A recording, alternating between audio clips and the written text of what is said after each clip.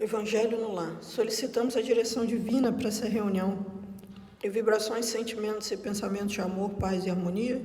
Em tranquila serenidade, confiantes no divino amigo Jesus, vibremos pela paz na terra, pelos dirigentes de todos os países, pelo nosso Brasil, pelos nossos governantes, pelos doentes do corpo e da alma, pelos presidiários, pelas crianças, pelos velhinhos e pela juventude, pelos que se acham em provas dolorosas, pela expansão do evangélico, pela confraternização entre as religiões, pelo nosso local e companheiros de trabalho, pelos nossos vizinhos e seus familiares, pelos nossos amigos e pelas pessoas que não nos querem bem, pelo nosso lar e nossos familiares e por nós mesmos, graças de Deus.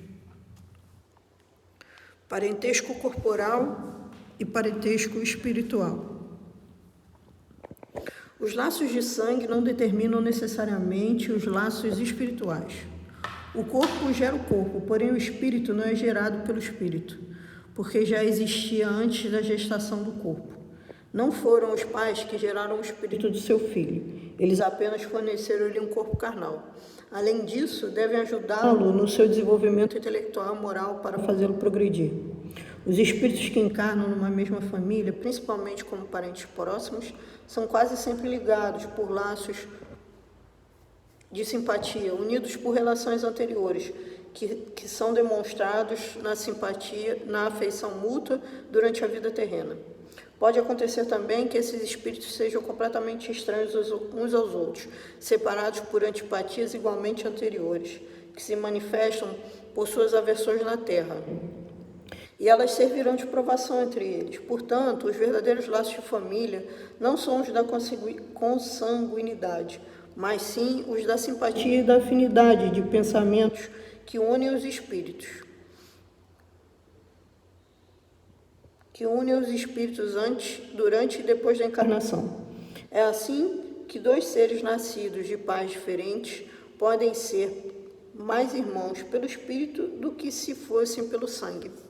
Eles se querem, se procuram, sentem prazer em estar juntos, enquanto dois irmãos consanguíneos podem repelir-se, como aliás se vê todos os dias.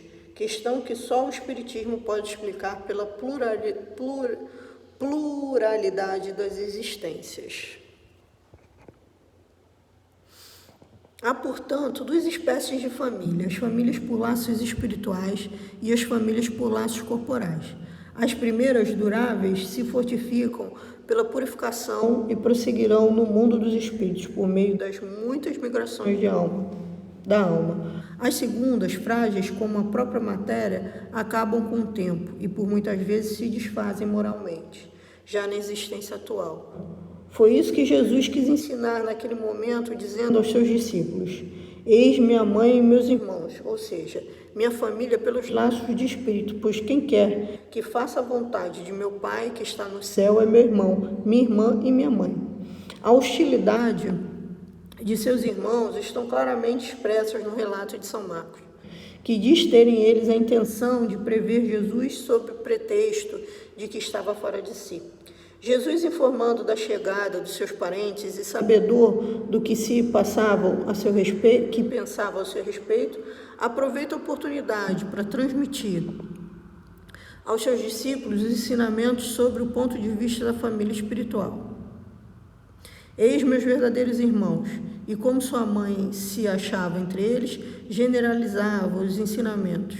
Não devemos de nenhuma forma entender, entretanto, que sua mãe, segundo o corpo, não lhe era nada como espírito, ou que tinha por ela indiferença. Sua conduta, em outras ocasiões, comprova suficientemente o contrário.